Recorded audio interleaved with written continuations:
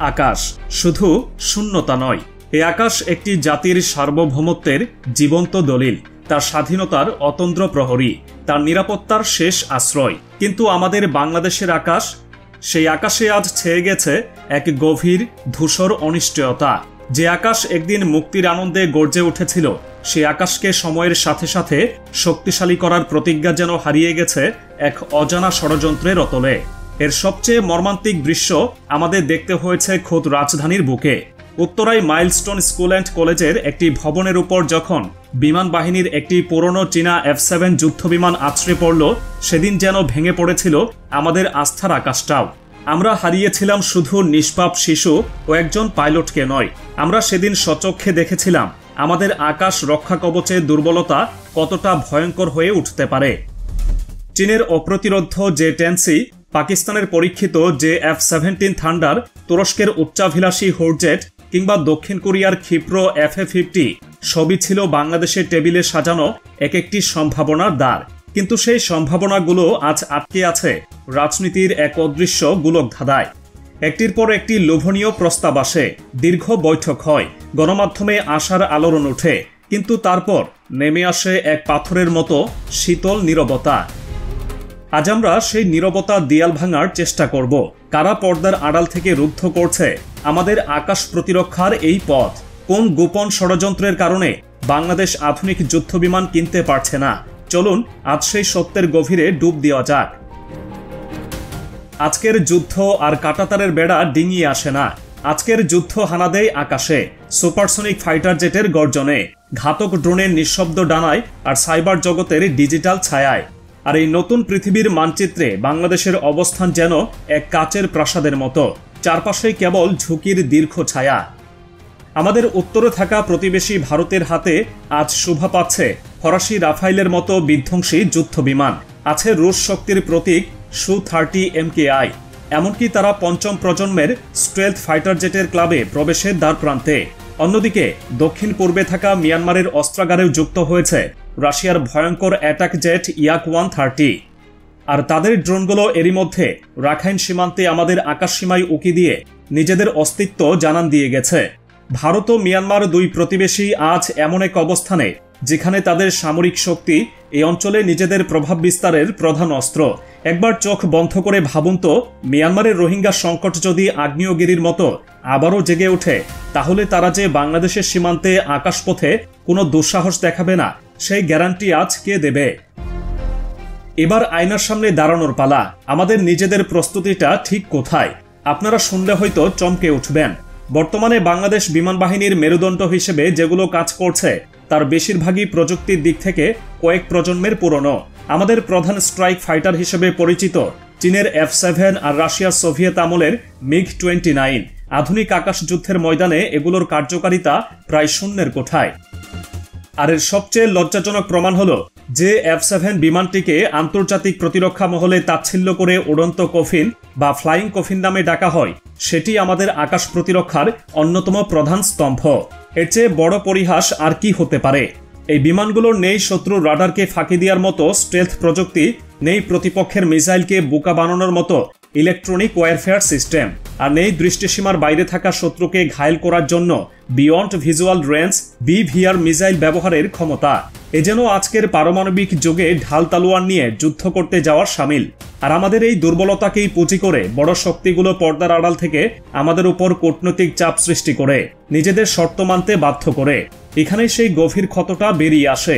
এতগুলো বছর পরেও কেন আমরা আমাদের আকাশে একটি ন্যূনতম প্রতিরোধ শক্তিও তৈরি করতে পারলাম না?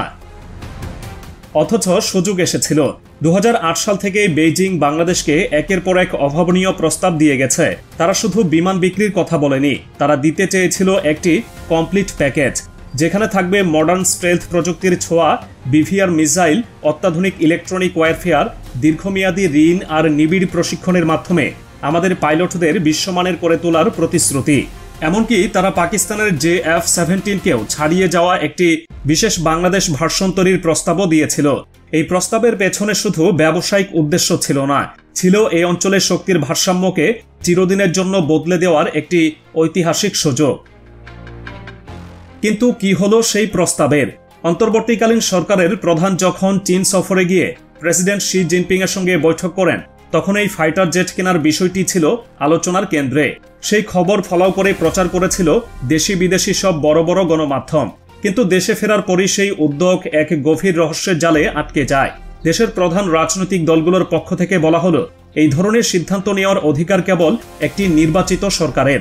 কিন্তু অতীতে আমরা দেখেছি একের পর এক নির্বাচিত সরকার ক্ষমতায় এলেও সেই সিদ্ধান্ত আজও কোনো সরকার নিতে পারেনি।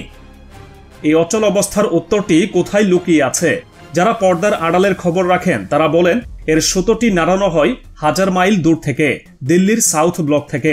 শোনা যায় ভারতের গোয়েন্দা সংস্থার অত্যন্ত ঘনিষ্ঠ কূটনৈতিক চ্যানেল ব্যবহার করে কখনো বন্ধুত্বপূর্ণ উপদেশের মোড়কে, কখনো বা প্রশাসনের ভেতরে থাকা ভারত ঘনিষ্ঠ কর্মকর্তাদের মাধ্যমে বাংলাদেশকে এই চীনা চুক্তি থেকে সফলভাবে বিরত রেখেছে। ঢাকার এই দীর্ঘ নীরবতা কি তবে কেবলই নিজস্ব রাজনৈতিক দ্বিধা, নাকি এটি এক বন্ধুরাষ্ট্রের অদৃশ্য চাপের কাছে নিঃশর্ত আত্মসমর্পণ? বিষয়টি এখানেই থেমে নেই। আমাদের এই সিদ্ধান্তহীনতার পূর্ণ সুযোগ নিচ্ছে আমাদের প্রতিবেশীরা। ভারত, মিয়ানমার থেকে শুরু করে ওয়াশিংটনের প্রতিরক্ষা দপ্তরের কাছেও আজ এটা পরিষ্কার যে বাংলাদেশ তার আকাশ প্রতিরক্ষা নিয়ে কতটা অসহায় অবস্থায় রয়েছে। এই দ্বিধা আজ আর শুধু প্রশাসনিক দুর্বলতা নয়, এটি এখন আমাদের জাতীয় নিরাপত্তাহীনতার এক জীবন্ত বিজ্ঞাপন। চীনের একজন সিনিয়র প্রতিরক্ষা কর্মকর্তা তার এক লেখায় আক্ষেপ করে বলেছিলেন, আমরা বাংলাদেশকে শুধু যুদ্ধ বিমান দিতে চাইনি, আমরা চেয়েছিলাম তাদের আকাশকে একটি দুর্ভেদ্য নিরাপত্তা ছাতা দিয়ে ঢেকে দিতে। সিদ্ধান্তটি ছিল বাংলাদেশ সরকারের হাতে। চীন আজও সেই প্রস্তাব টেবিলে রেখেই আমাদের দিকে তাকিয়ে আছে, কিন্তু প্রতিপক্ষরা এক মুহূর্তের জন্যও বসে নেই। ভারতের গোয়েন্দা মহল চায় বাংলাদেশ যেন প্রতিরক্ষার মতো একটি গুরুত্বপূর্ণ বিষয়ে কখনোই পুরোপুরি আত্মনির্ভরশীল না হয়। অথচ আমাদের যুদ্ধবিমান প্রয়োজন শুধু শত্রুর মোকাবেলায় নয়, আমাদের বিশাল সমুদ্রসীমা পাহারা দিতে, জলদস্যু দমন করতে এবং জঙ্গি ঘাঁটিতে আঘাত হানতে। একটি ফাইটার জেট কেবল একটি যুদ্ধাস্ত্র নয়, এটি আকাশে একটি জাতির আত্মসম্মান আর মেরুদণ্ডের প্রতীক। যে পৃথিবীতে ঘানা, ইথিওপিয়া বা আলজেরিয়ার মতো দেশও নিজেদের আকাশকে সুরক্ষিত করতে আধুনিক যুদ্ধবিমান কিনছে, সেখানে 18 কোটি মানুষের বাংলাদেশ কেন পিছিয়ে?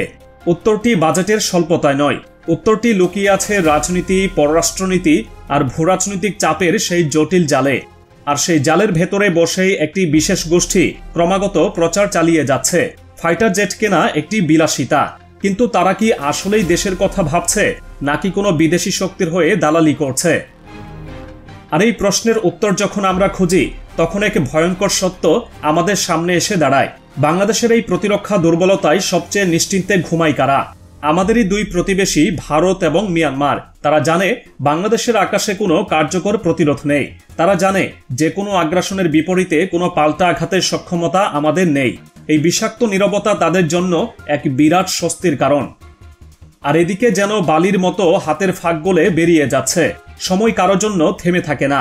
আমাদের প্রতিবেশী ভারত যখন ফ্রান্সের সাথে তাদের বিমান বাহিনীর জন্য আরও বিধ্বংসী যুদ্ধবিমান কেনার চুক্তি চূড়ান্ত করছে, তখন আমরা ফাইল চালাচালি করছি। মিয়ানমার যখন তৃতীয় ধাপে তাদের বিমানবহরে যুক্ত করতে চলেছে রাশিয়ার আরও ঘাতক ইয়াক 130 অ্যাটাক জেট, তখনও আমরা আলোচনা টেবিলে বসে আছি।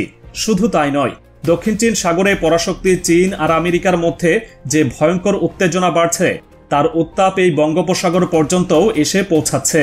এমন এক টালমাটাল ভূরাজনৈতিক প্রেক্ষাপটে বাংলাদেশের আকাশ এখনও প্রায় অরক্ষিত, বলতে গেলে ফাঁকা। ঢাকার নীতি নির্ধারকরা হয়তো ভাবছেন হাতে এখনো অনেক সময় আছে। এই আত্মতুষ্টি, এই দীর্ঘসূত্রিতা হয়তো একদিন আমাদের ইতিহাসের সবচেয়ে বড় ব্যর্থতা হিসেবে লেখা থাকবে। তারা হয়তো ভাবছেন বন্ধুরাষ্ট্র আমাদের রক্ষা করবে, কিন্তু আন্তর্জাতিক সম্পর্ক বন্ধুত্বের উপর চলে না, চলে শক্তির ভারসাম্যের উপর। একবার কল্পনা করুন সেই ভয়াল সন্ধ্যার কথা। এক সন্ধ্যায় কোনো এক শত্রু দেশের যুদ্ধবিমান যখন সবার চোখকে ফাঁকি দিয়ে খোদ ঢাকা শহরের উপর দিয়ে উড়ে গিয়ে বান্দরবানের কোনো এক নির্জন পাহাড়ে বোমা ফেলে আসবে, তখন হয়তো আমাদের ঘুম ভাঙবে। সেদিন পুরো জাতি এক অকল্পনীয় আতঙ্কে স্তব্ধ হয়ে যাবে। সেদিন দেশের প্রতিটি টেলিভিশন চ্যানেলে প্রতিটি মানুষের মুখে একটাই প্রশ্ন ঘুরপাক খাবে, কিভাবে এটা সম্ভব হলো? কেন আমরা সময় থাকতে আমাদের আকাশকে রক্ষা করিনি? আর সেই প্রশ্নের উত্তর খুঁজতে খুঁজতেই হয়তো ইতিহাস লেখা হয়ে যাবে, এক নতুন লজ্জার ইতিহাস। যে ইতিহাসে লেখা থাকবে বাংলাদেশ নামের দেশটি তার আকাশে মাথা উঁচু করে দাঁড়াতে পারেনি, কারণ কেউ চায়নি সে দাঁড়াক। পর্দার আড়ালে ষড়যন্ত্র আর অদৃশ্য শক্তির চাপের কাছে হেরে গিয়েছিল একটি সম্ভাবনাময় জাতির আকাশ জয়ের স্বপ্ন। এখনই সিদ্ধান্তের সময়, আমাদের আকাশকে সুরক্ষিত করার সিদ্ধান্ত। সব ভয়, সব দ্বিধা, সব অদৃশ্য চাপকে উপেক্ষা করে নিজেদের ভাগ্য নিজেদেরই লেখার সিদ্ধান্ত। নয়তো খুব দেরি হয়ে যাবে, কারণ এরপর আর হয়তো কোনো সময় থাকবে না।